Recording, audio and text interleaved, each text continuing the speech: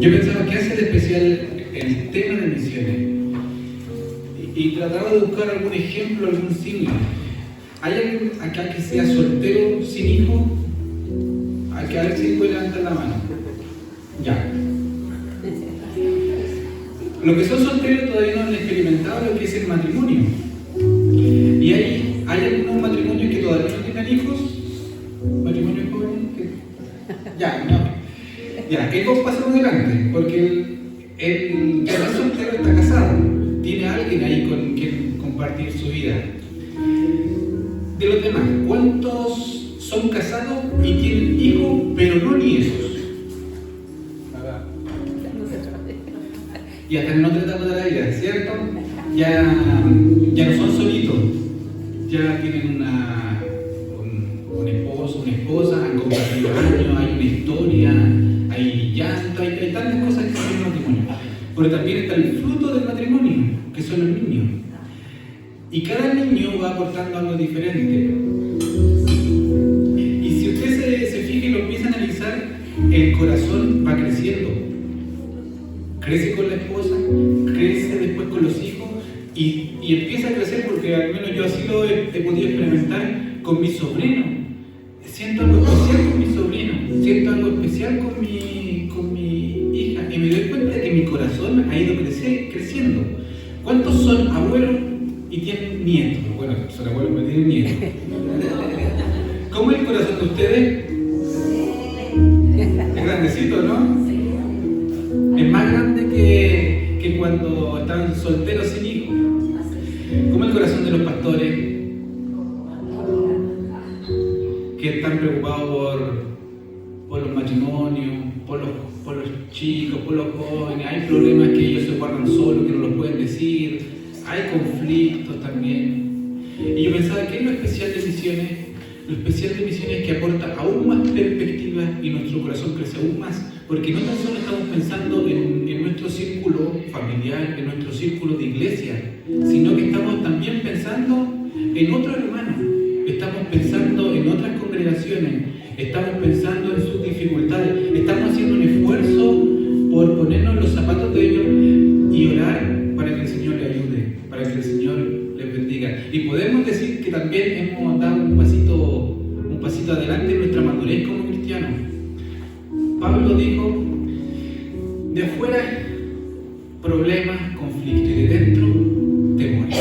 O sea, él tenía ataques de adentro y también de su propia carne, temores, angustia.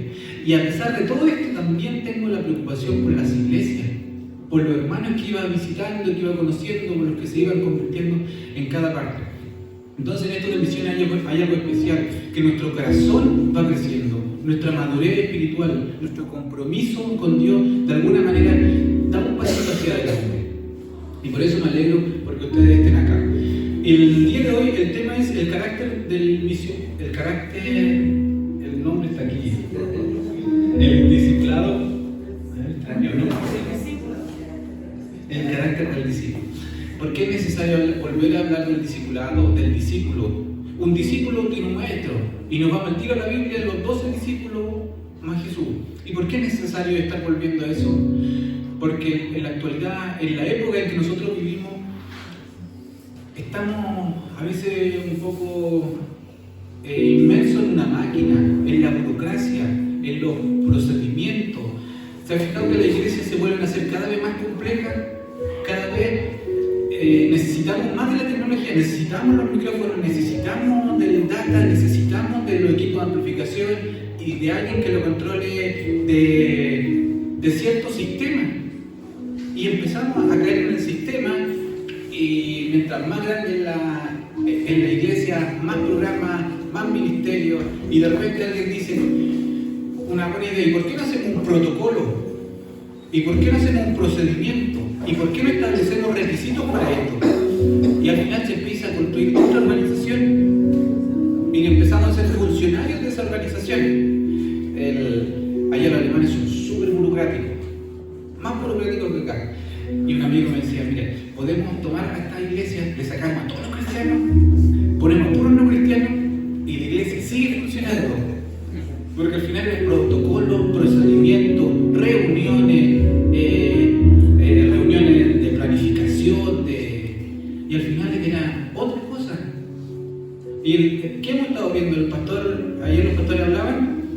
de lo presencial, de lo real, del trabajo uno a uno con los hermanos. ¿Cómo el pastor podría irse a otra iglesia a pastorear si no estuviera convencido de que ya vivió hartas cosas con los líderes? La madurez no se gana de un día para otro, no son ciertos pasos. Es quebranto, es conocimiento, es experiencia, es un ensayo y error, y llega un punto donde ya uno está apto para enfrentar diferentes cosas. Y yo quiero compartir el día de hoy una parábola que está en Marcos capítulo... Siempre me confundo porque tengo aquí en mi Biblia la división del capítulo 4. Es que en mi Biblia se esconde, justo el 4 queda escondido ahí en la juntura de la hoja. Marcos capítulo 4.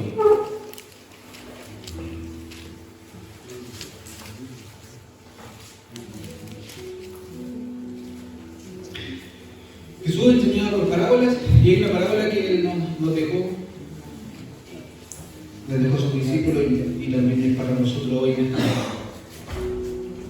Marcos capítulo 4, verso 26. Aquí lleva por título Parábola del crecimiento de la semilla. En mi Biblia, la Reina Valera. Como dicen, hay hartas Biblias con una reina, algo así, ¿no? Una de la reina. Marcos capítulo 4, verso 26 dice así: decía además, así es el reino de Dios, como cuando un hombre echa semilla en la tierra y duerme y se levanta de noche y de día, y la semilla brota y crece sin que él sepa cómo, porque de suyo lleva fruto de la tierra, primero hierba, luego espiga, luego grano lleno en la espiga. Y cuando el fruto está maduro, enseguida se mete la hoz, porque la siega ha llegado. Un sembrador, hay una semilla, hay un terreno. Jesús explicando el reino de Dios. El reino de Dios y todo lo que compete a Dios nos desafía, porque nosotros, nuestra mente y nuestra cabeza es tan chiquitita y Dios es tan grande y necesitamos que Él lo explique. Y Él lo mismo lo explica, Jesús. Él contó varias parábolas. Él dijo que el reino de Dios es como un grano de mostaza, que es la más pequeña de la semilla, pero cuando crece se transforma en la más grande y viene la sal del cielo y hace nido allí. Así es el reino de Dios. A ver, ¿cómo es esto? Un campo pelado, cae una pequeña semilla y en su tiempo brota. Y va creciendo hasta que se transforma en algo grande. Así es el reino de Dios. Esto significa que el Evangelio tal vez va a ser proclamado con pocas palabras o en pocos minutos, en una fracción de segundo. Alguien a lo mejor escuchó no sé, por ahí algo, no está muy atento. Y la semilla queda ahí. Nadie sabe por qué esto no es visible. ¿Dónde quedará la semilla? No sé dónde quedará la semilla. Y cuando hay una acción evangelística, ¿quiénes fueron los que realmente escucharon? ¿Y cuántos escucharon así atentamente? No lo sabemos. Y luego empieza a dar fruto. Pero cuando da fruto es un fruto amplio y es visible. Se nota.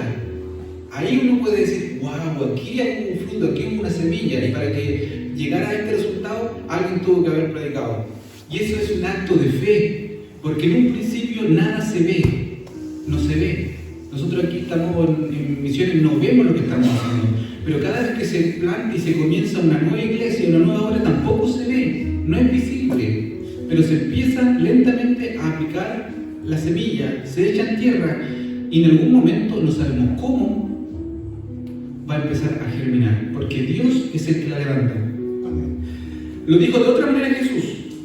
La levadura que se esconde en la masa.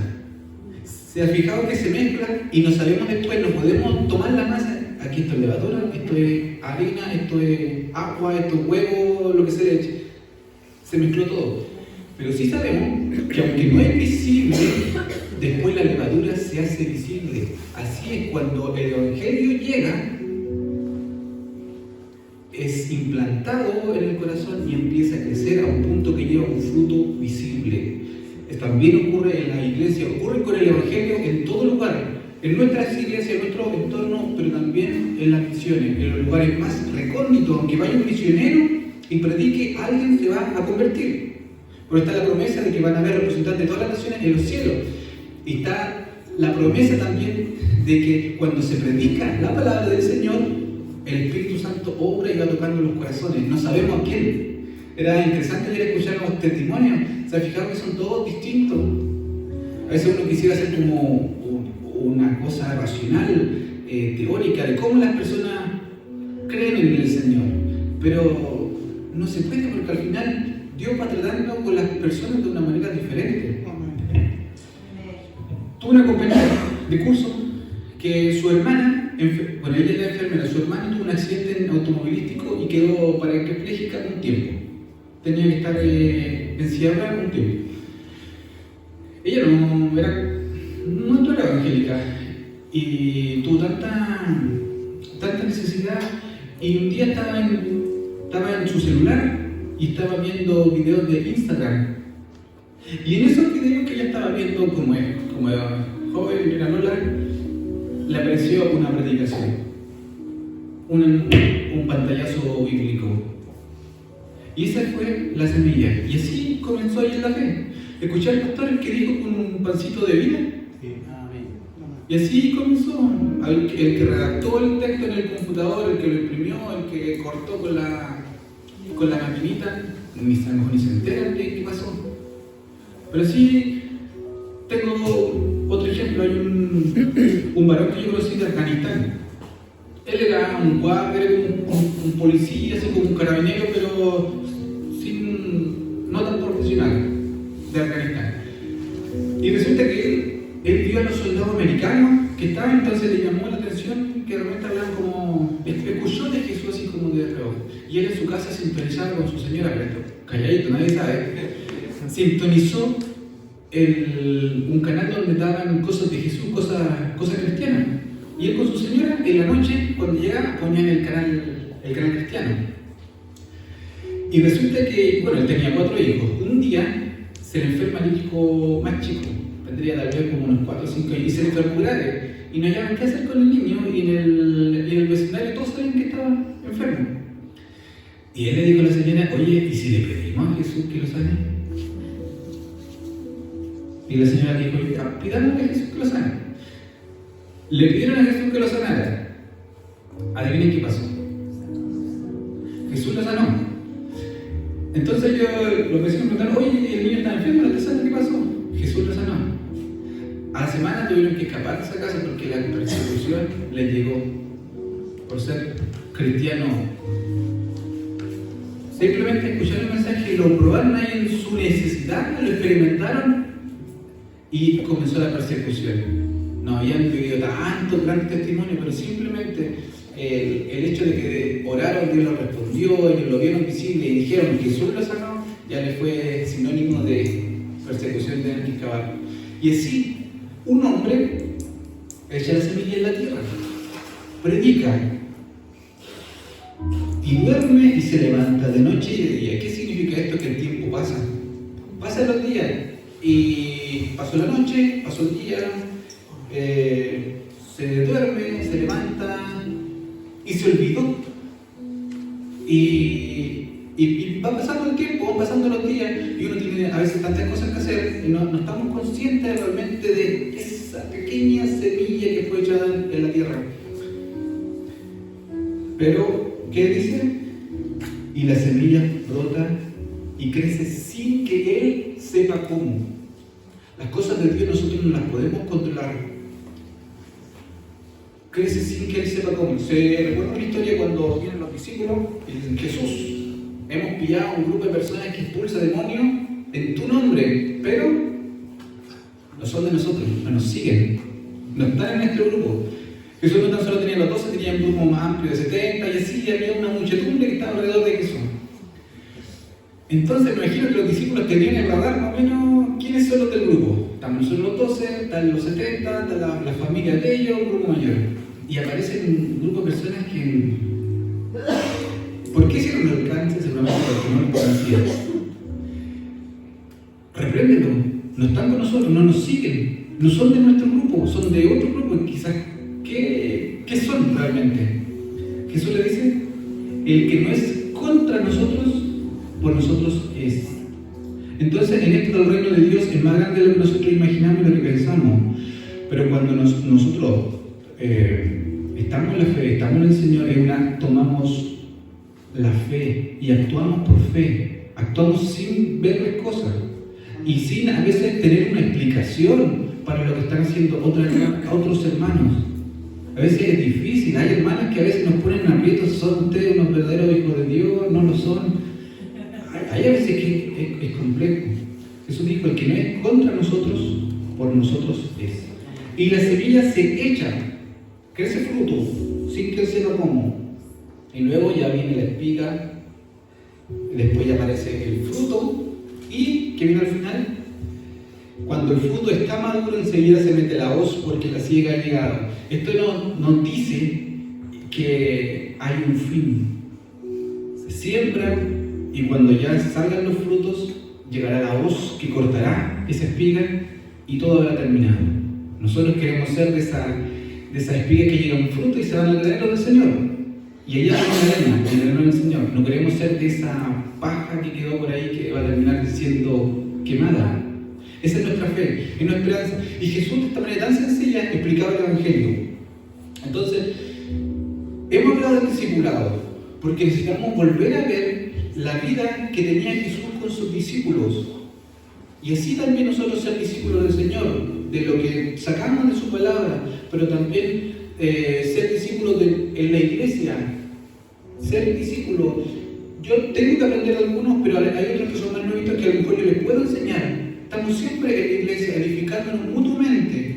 Es necesario a veces sacar un poco la mirada de la burocracia, de la máquina, de los procedimientos, de las políticas, de los protocolos y volver a ver la sencilleza de la Biblia, de la palabra, de la fe. Hay un texto que está en Daniel que dice: Él muda los tiempos y las edades, quita reyes y pone reyes. La sabiduría logra a los sabios, ciencia no entendimiento. Los tiempos, las épocas están en las manos del Señor. Él es el que mueve. Él quita reyes y Él pone reyes.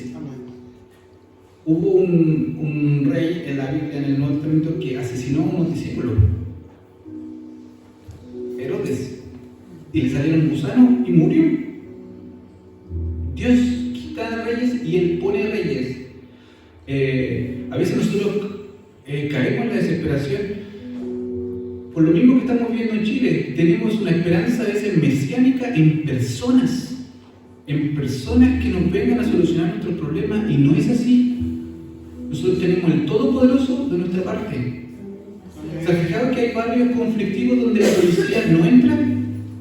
En Chile hay sectores que son así bien complejos. ¿Y quiénes son los que entran a dar la pelea allá? ¿Quiénes son los que al frente del traficante ponen un ministerio de restauración? Son los evangélicos. Nuestros tiempos no van dados por el tiempo y el cronograma del mundo. Dios es el que va guiando las épocas. Y en esta época a nosotros nos da una maravillosa oportunidad de participar en las misiones. ¿Cuán fácil es para nosotros los chilenos ahora salir al extranjero? El pasaporte es súper poderoso. Tiene harta ventaja, no así todopoderoso.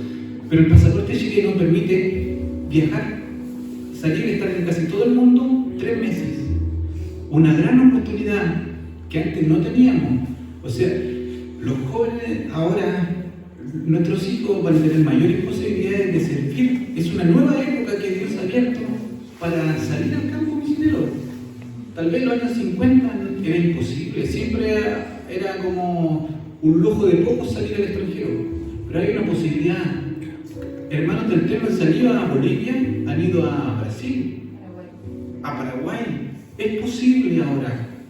Dios es el que va moviendo los tiempos, Él va moviendo las épocas. Ayer hablábamos de lo que pasa en Europa, la inmigración. El 2015 lo vino a cambiar todo.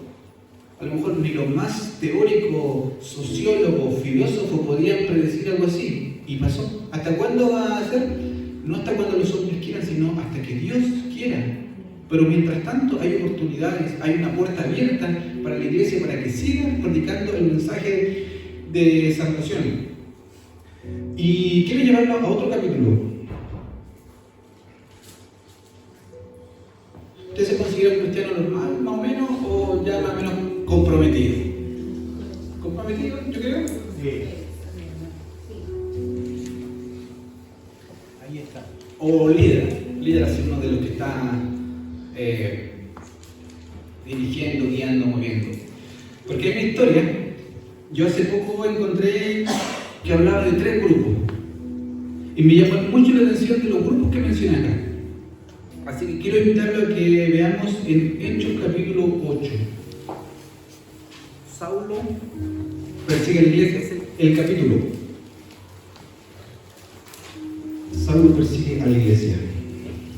¿Qué tenemos hasta entonces? Un primer discurso de Pedro, 3.000 personas. Un segundo discurso, predicación de Pablo, ¿cuántos? O sea, de Pedro, ¿cuántos se convirtieron? 5.000. ¿Cómo ha ido creciendo la iglesia? 3.000, 5.000 hombres, más las mujeres, más los niños, más toda la multitud atraen multitudes. ¿Cómo habrá sido esa primera iglesia? También pasaron cosas fuertes, que de repente un matrimonio quiso engañar al Espíritu Santo y cayó muerto y fue visible, y después cayó el hombre, después cae la mujer, y eso llenó a la iglesia de temor. A los líderes los metieron presos, la iglesia clamó, fueron liberados. Todo eso es lo que está viviendo la iglesia. Un grupo que había experimentado cosas poderosas. Y nos encontramos con este capítulo, Hechos capítulo 8. A ver, leamos 8, el verso 1. Y Saulo, refiriéndose a la muerte, al martirio de Esteban, consentía en su muerte. En aquel día hubo una gran persecución contra la iglesia que estaba en Jerusalén, y todos fueron esparcidos por las tierras de Judea y Samaria, excepto los apóstoles. Podemos pensar que también en el Pentecostés, cuando bajó el Espíritu Santo, no todos se volvieron a su casa. A lo mejor algunos se quedaron también aquí en la iglesia. Pero hubo una persecución y la gente tuvo que salir. Los miembros de esta iglesia salieron. ¿Y dónde fueron esparcidos? En Judea. Judea es una región, Samaria es otra región. Pero una región tiene diferentes ciudades y diferentes aldeas. O sea, podemos pensar que la gente, los cristianos, fueron esparcidos. Recordemos que Pablo quería él después perseguir a los cristianos en el camino a Damasco, hacia un país extranjero. Él sospechaba, sabía a lo mejor que allá en Damasco habían cristianos. O sea, no tan solo estaban en Judea, en Samaria, sino que estaban en Damasco. Jesús también predicó en el norte de Israel, en el sur de Israel, al otro lado del Jordán, y en varias oportunidades, cuando la gente le decía, oye, yo quiero seguirte, voy a donde tú vas, Jesús le decía, no, vuelve a los tuyos y cuenta cuán grandes cosas ha hecho Dios contigo. ¿Y qué habría pasado con esa gente? Seguramente quedaron en esos lugares predicando de Jesucristo. El hecho es que viene un cambio social, político, y se mueve la gente, es esparcida. Y aquí viene lo interesante. Versículo 4, yo le pregunté si, ¿cuál grupo ustedes? ¿De los normalitos? No en el sentido de menosprecio, ¿no? Gente normal, o de los que son a veces un poco más comprometidos. Porque aparece aquí, pero los que fueron esparcidos iban por todas partes anunciando el Evangelio. Entonces Felipe era un diácono.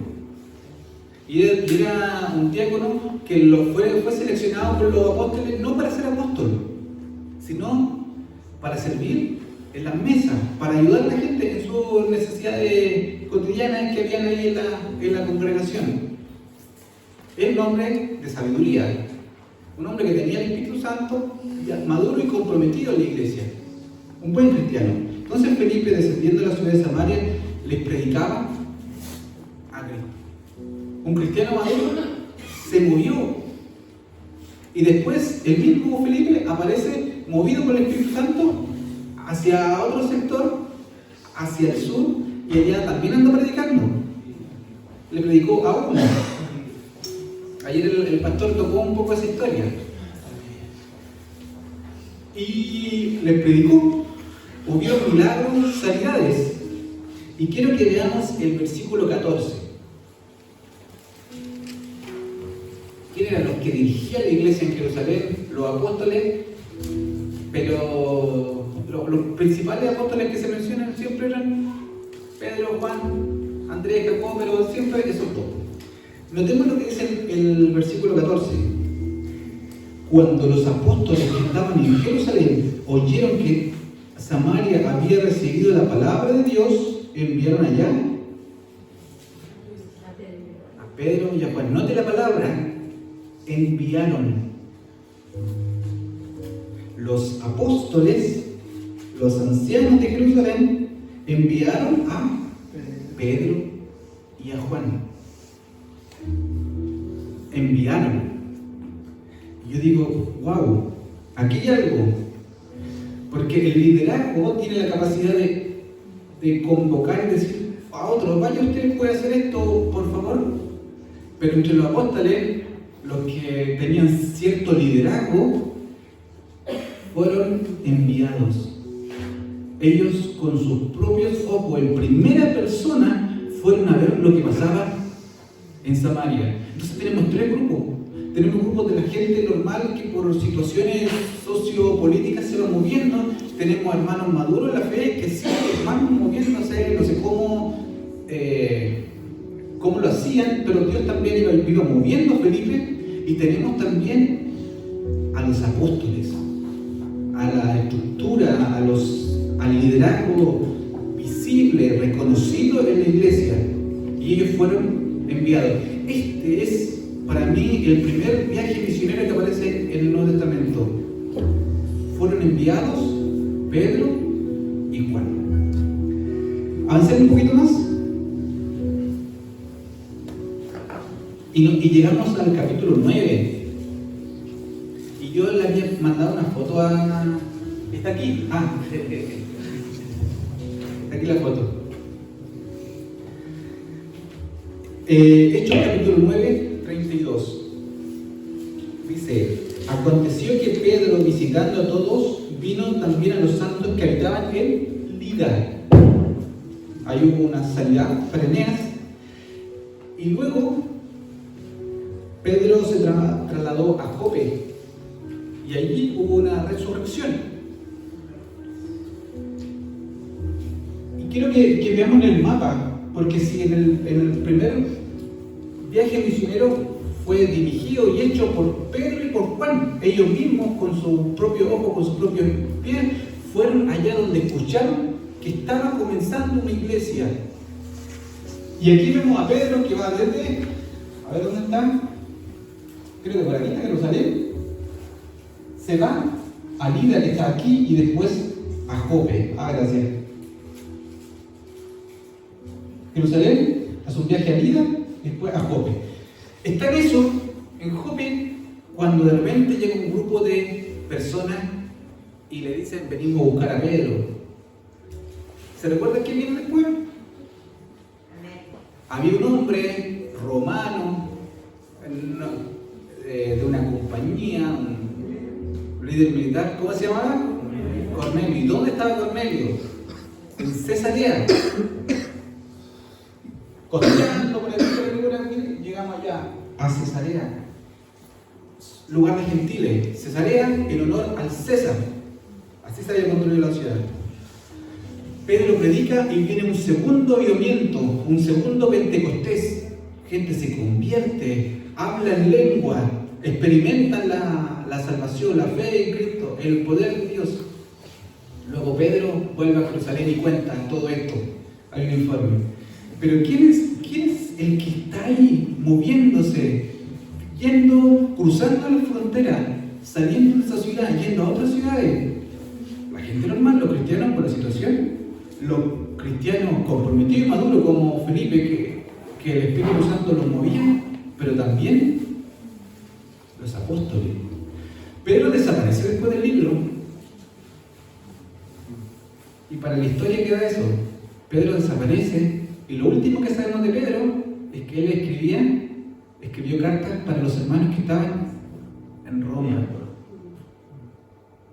O sea, aún muchísimo más allá estaban los intereses y la motivación y el deseo de Pedro, el líder de la iglesia, el que quedó después. Luego van desapareciendo los apóstoles, pero nos encontramos con un episodio que, y con esto ya voy terminando, con la iglesia en Antioquía, que los que iban siendo esparcidos también llevaron el evangelio y el evangelio llegó a Antioquía. Y nuevamente la palabra. Hechos capítulo 11, verso 22 dice: llegó la noticia de estas cosas a oídos de la iglesia que estaba en Jerusalén. La iglesia de Jerusalén, que era la principal, oyó que estaba pasando y enviaron a Bernabé que fuese hasta Antioquía. Están ahí un año y después Bernabé sale en un viaje misionero con Pablo. Tenemos los viajes misioneros de Pablo y sabemos lo que hizo, pero Pablo, para hacer esos viajes misioneros, necesitó a un Bernabé. ¿Y de quién aprendió Bernabé? Él era de la iglesia de Jerusalén. ¿Y quiénes fueron los primeros que hicieron los viajes misioneros en Jerusalén? Pedro y Juan. Y vemos a la iglesia completa moviéndose. Desde el liderazgo hasta los hermanos normales. No sé, tengo que buscar otra palabra.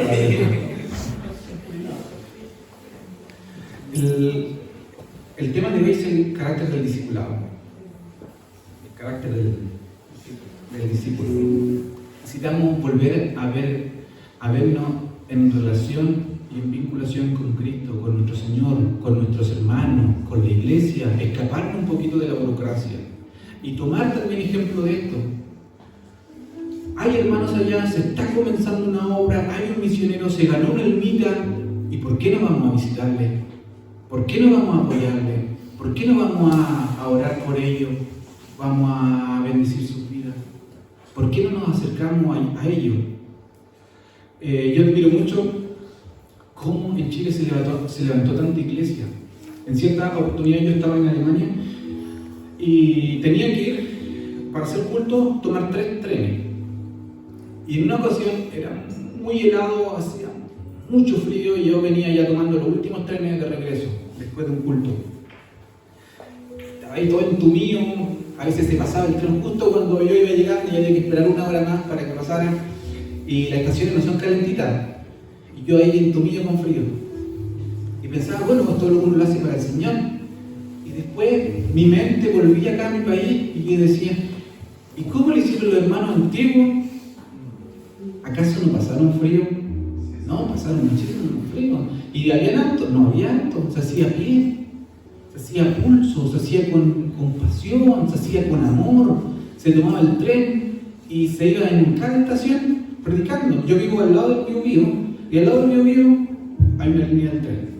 Y en cada estación, hace 100 años, los hermanos se fueron predicando por todos los pueblos y por todos los caminos iban predicando. Y en todos los lugares alguien creía y se armaba un pequeño local y hacía pulso, con amor, con pasión, con ganas, con el fervor de que Cristo sea conocido en todo el mundo.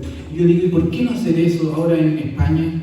Hay una iglesia en España, hay un misionero, ¿y por qué no vamos y ayudamos para que se planten un par de locales? Porque estoy seguro que los hermanos que viven ahí, que van a esa iglesia, algunos recorren 1 hora y media para llegar, porque así en Europa, cuando hay una iglesia, a veces uno recorre 1 hora y media. ¿Y por qué no abrir un local? ¿O acaso Dios no está obrando tan fuertemente como lo hacía acá? No había tanto estudio, no había tanta capacitación, pero esto no funciona si no hay un esfuerzo personal. A veces nosotros queremos armar un sistema para que todas las reuniones vayan saliendo. Un cronograma, nos dividimos los trabajos, todo eso, está bien, pero hay un llamado de Dios. Y el llamado de Dios le permite a la persona resistir y estar firme cuando quede solo. Toda persona que levantó una iglesia, que trabajó levantando un grupo, en algún momento estuvo sola. Estuvo solo, no había nadie, no había ninguna persona que le echara una mano. Pero ¿quién lo sostuvo ahí? Fue Dios. Dios es el que llama, Dios es el que impulsa, Dios es el que sostiene. Debemos confiar en el Señor. Se siembra la palabra y en algún momento, sin que nosotros sepamos, porque escapa de nuestra racionalidad, Él va a producir el fruto. Y ahora nosotros como iglesia tenemos esta oportunidad, movernos, yo creo que aquí la mayoría de los que hay serían como Felipe, pero también hay algunos que pueden ser representados en Pedro y Juan. Pero todos podemos movilizarnos, todos podemos ir a ver ese local, todos podemos ir a ver ese hermano que está un poco más allá y podemos ayudar. Siempre hay una oportunidad para levantar una iglesia y eso falta en el mundo. Yo creo que es posible levantar en España un par de locales. ¿Por qué no toma esto en su corazón y lo guarda y empieza a orar para que esa iglesia en España tenga otros locales?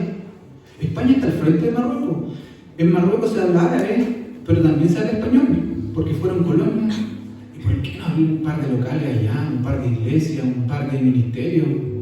¿Y por qué no nos pasamos a Portugal? ¿Y por qué no a Francia, que también tiene tanta necesidad? ¿Y por qué no seguimos ahí en Marruecos, en Argelia, en Libia? ¿Por qué en esta época ha empezado a decaer nuestro fervor? ¿Por qué no está tan encendida a veces la llama y no el deseo? Porque Cristo sea conocido, porque se predique. Hagamos lo mismo que hicimos acá, que nuestro corazón se ensanche, que nuestra iglesia, que su iglesia, también motívela para que abra otro local. No nos cedemos, en donde se predique el Evangelio, ahí va a haber una respuesta. Dios es el que va obrando, Dios también va trabajando con los que están ahí, sirviéndole. Y extendamos esta bendición que nosotros tuvimos, este ejemplo, esta historia.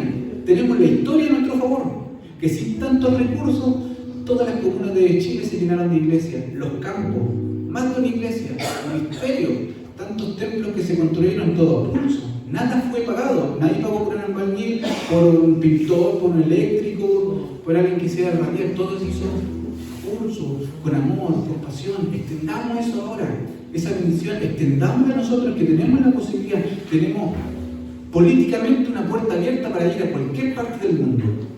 Aprovechémosla.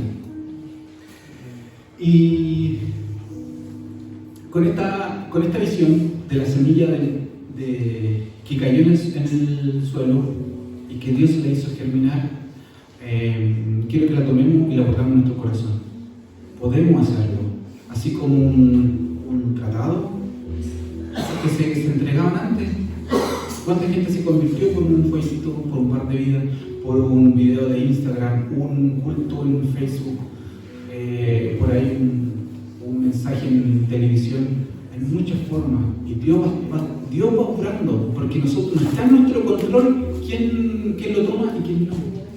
Los dos, Dios está trabajando. Y tomemos el ejemplo de esta iglesia de Jerusalén. El liderazgo fue por sus propios ojos. Yo quiero ver lo que pasa allá en Cesarea, y fue. Y después yo quiero ir allá a Jope, a Lida.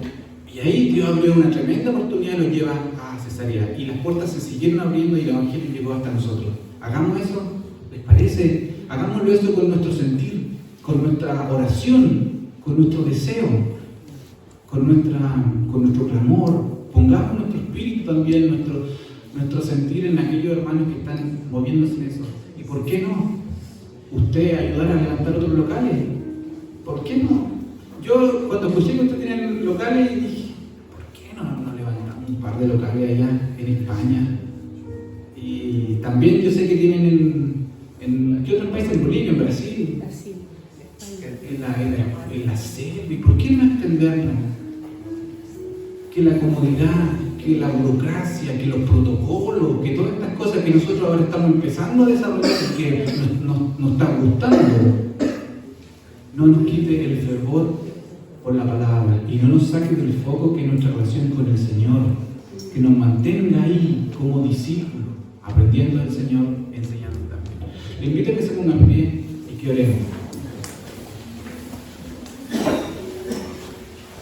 Padre Celestial, te agradecemos por esta mañana. Muchas gracias, Padre Celestial, porque tú estabas con nosotros.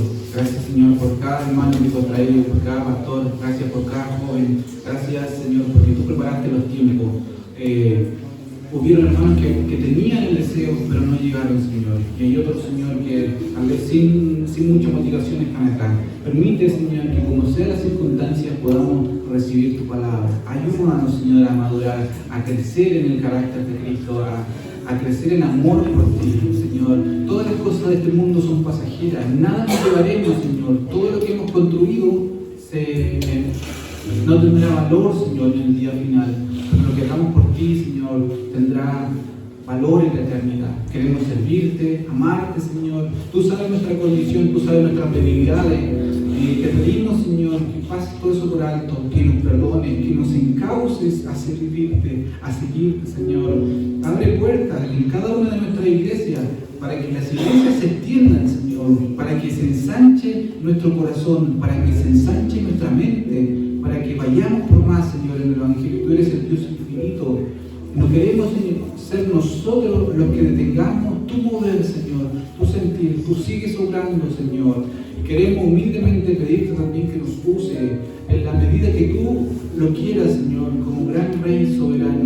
Muévete, Señor, en la vida de los hermanos, de los presentes, de los que están por primera vez, por segunda vez, de los que trabajan con jóvenes, los estudios bíblicos, de los que trabajan orando, los que tienen responsabilidad en la música, Señor. Incluso prepara, Señor, a los que no tienen responsabilidad y que están ahí aprendiendo, Señor, con un corazón que lentamente se empieza a mover, a agitar por las cosas tuyas, Señor, por tu reino. Señor, te pido tu bendición, Señor, especialmente por los que están aquí. Gracias por este lindo retiro, gracias por la organización, gracias por el equipo de misiones.